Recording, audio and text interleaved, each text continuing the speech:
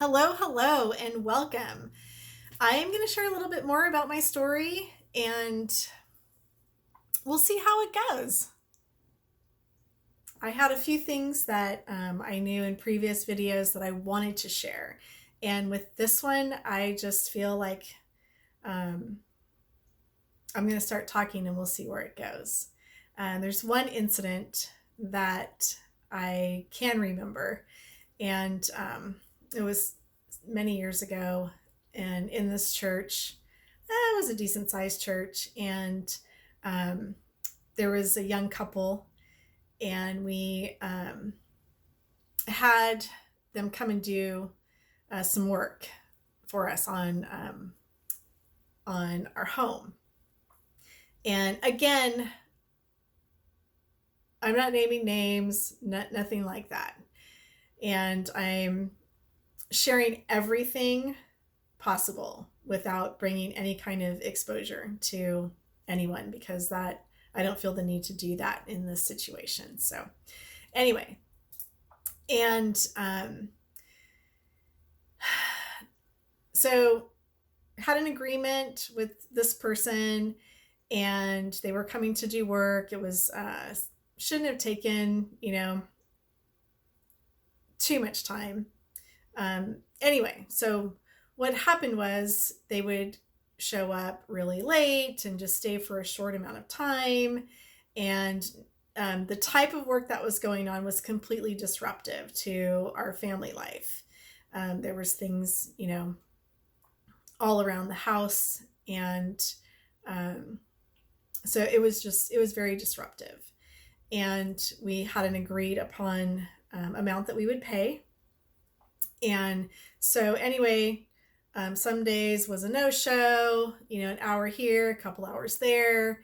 What should have been done in a month or so, we're a few months into it, and we're not even remotely close to being done. And I'm told by this person that they need more money, like thousands of dollars more. And this was just sort of a shock, and that was not in the budget at the time. And so I asked them to please just stop. Um, don't go any further. And we had already paid the original agreed upon amount. And so the work just stopped. And we were fairly new in the Christian world and involved in the church. I'd say, fairly involved in the church. And so we wanted to handle things the right way. Um, so we set up an appointment with the pastor. We called to see, what would be who we should talk to and this and that. So anyway, we ended up in this meeting and explaining the situation, letting them know that we wanted to handle things, in the right way, so that nobody in the church was affected, brought into it. There were there are reasons for that. And so when we mentioned it, they were like, oh, so and so. And my first thought was, oh, okay, so and so has a reputation of this going on. And they were also, they had some relatives in the church too. And so we were trying to avoid what actually sort of ended up happening. And so we explained to them how we handled it, that we just said, this is great. Thank you for what you've done. We'll just stop. The work was nowhere near finished. And so we just let them keep the money. And we ended up just stuck without a finished job. And so we thought that was fair. So anyway, we were advised to set up a meeting. And this is, kind of a thing in the church. You have a meeting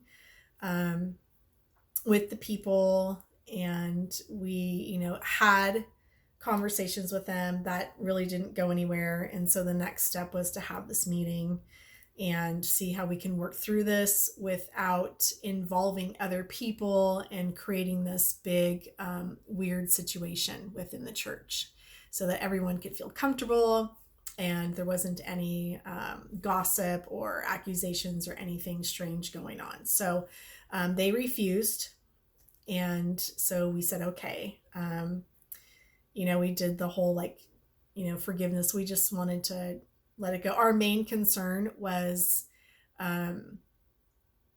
this becoming an issue within the church and people feeling uncomfortable. That was our biggest thing. It was a bummer what happened, but what needed to be done was actually something I could have easily done, and I actually enjoyed doing this. We were just doing it as a favor, pretty much, to help them in their business. So so I was left having to buy other supplies and things like that. And that was, it was a bummer, but it was, made it through. So anyway, weird things going on, at church. And I was a part of a women's Bible study and a part of this group. And, at the end, we did this prayer thing. And I remember someone that was affiliated with them was in my group, and that person never stayed for prayer. They were off going and doing. And so this particular day, they decided to stay, and things were just going on. It was just weird. I'm not going to go into the exact details, but there was very unhealthy conversations and people talking, people saying they didn't want to get involved somehow, yet they had found out and got involved. And this is all behind the scenes, away from how we were trying to handle it. We hadn't said anything to anyone. So anyway, I told this person, I'm going to have a prayer request, and I know that you had said you didn't want to be involved.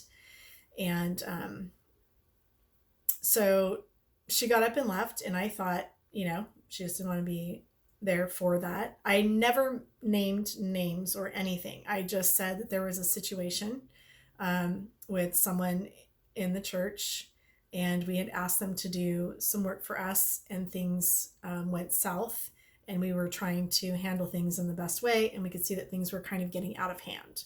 And that's what I was asking for prayer. Next thing I know, ay. This other person who was very, let's say, probably shouldn't have been leading, doing things, put in the position that they were put in, came in, said, "How dare you expose so-and-so," and came with this other person who never stayed but suddenly decided to stay, went and tattled and said that I told the whole group who this person was, which I had not. And they both did when they came back to it. And not only did they tell the group, but they were talking so loud, they told all the women that were in there. And so that opened it up to pretty much the whole church knowing what was going on. And here I am sitting there like a deer in headlights going, oh my gosh, I just was requesting prayer. Never named names, never anything. So I was told that the only person I could talk to about this was the pastor alone in his office. Well, I am a woman, and I'll tell you, I'm not going to go sit in a man's office with the door closed without another person talking about anything. I don't care who he is. Right?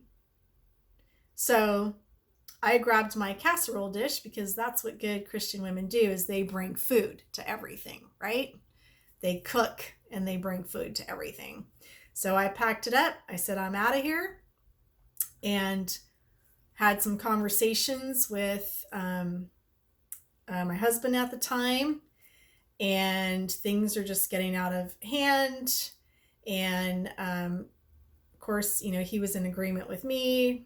Phone calls happened to leadership, people in authority, people in charge, whatever you want to call it. And our case was turned over to another leader who had anger issues, and had really no like counseling background or anything, right? And that was our designated person that would then take over our case, because the pastor didn't want to deal with it, basically. And I'm not going to be alone in a room with, and I really liked the pastor at that time. I wasn't, but it's just not appropriate. It just isn't appropriate. It's not safe. It's not appropriate. And it opens a door to he said, she said, and, more church gossip, because that's pretty prevalent, at least in that church it was. Anyway, so a few, months have gone by, and then, I get there's just all this weird stuff going on, during church services, and, dirty looks, and like all just nonsense, just complete immature nonsense. And they were young. So that explains some of it. But so then we get a phone call, and it's saying that they want a meeting because they are uncomfortable attending church. And so we talked about it and said no. At this point, it had been like 6 or 7 months later. And so then this person who was put in authority in charge of our case called me back and said that I was in sin, and that I was walking in unforgiveness, and that I had better have this meeting. And I said, let me call you back. And so again, it was talked about and discussed, and decided, no, this has gone on. Like, we're just moving on with our lives. This is ancient history to us. What they were doing in the church was actually like nonsense. And if it was my children behaving that way, they would have been in trouble. Like, it was that bad. So no, we're moving on. Sorry they feel that way. We have forgiven, and we've moved on. This has been several months. We offered to have a meeting. They refused at the time. And so, no, I'm sorry. We're not going to do this. So again, get a call back. And this time I am screamed at on the phone by this person, which the suspected anger issues were confirmed at that time. For about an hour, I was berated on the phone. Why I listened to it, I'm not sure. But yeah, it was an hour of being screamed at and berated and belittled and demeaned, and basically accused of many, many things that were not true. And all of this because we went to the pastor to figure out how to handle things in a way that would avoid all of this from happening, which was a huge mistake. We should have just never said anything at all, honestly, and just let them do all this stuff. So it became a very unsafe place for us, actually, right after that initial going and trying to handle things in a right way meeting. It became very unsafe for us. And there was never any, the things that were being done and said about us and done to us by these other people were just, it was terrible. That in itself was abusive. And the accusations and the parading about the church, and the standing over, they would stand behind, like right behind me during service, literally stand right behind me, looking over me. I mean, it was just weird things going on. So after that hour, that was just the first time. I think there was actually a couple phone conversations where I was yelled at. And then we did have a meeting with this particular person. And that meeting didn't really, I mean, it was just, we said, we'll get together and meet with you. We do think that there are some things that need to be discussed. And So we did, but again, it was just anger and, accusation and just weird stuff. And so we left. Nothing was resolved. Again, we shouldn't have gone there. We shouldn't have even let this guy have any say. We shouldn't have even given him the time of day, even though he was put in charge and in authority and lead, all that. It should never had been handled. We shouldn't. That was our mistake. But anyway, so then more time passes, right? We think this is done, moved on, get another phone call. And this time, the phone call was, if you don't have this meeting that they're requesting, things are not going to go well. Okay, so are you giving me an ultimatum? Are you giving us an ultimatum that these 20-something-year-olds that have a history of wreaking havoc within the church, if we don't meet their demands, this is now like 9, 10 months later, if we don't meet their demands almost a year later, with something that wasn't even really that big of a deal, then are you saying we're not welcome in your church? Yes, that's exactly what we're saying. That's what we were told. Basically, if you don't come and do what we tell you and meet the demands, then you're not welcome in the church. And so we said, thank you. We will not be back. End of story. So talk about a year, and that is just that's not all the detail. But again, just going through, like having people talk about you, having people accuse you, having people, just whisper behind your back and feeling uncomfortable at every event in a place that was supposed to be safe, in a place that was supposed to be your church, your family, your covering, these people that, you are supposed to respect and give authority to, allow them to speak into your life and give you advice. And that happened. Wow. So that was definitely abusive on many, many, many levels. And it sure as heck didn't do the other people, the young ones, any favors.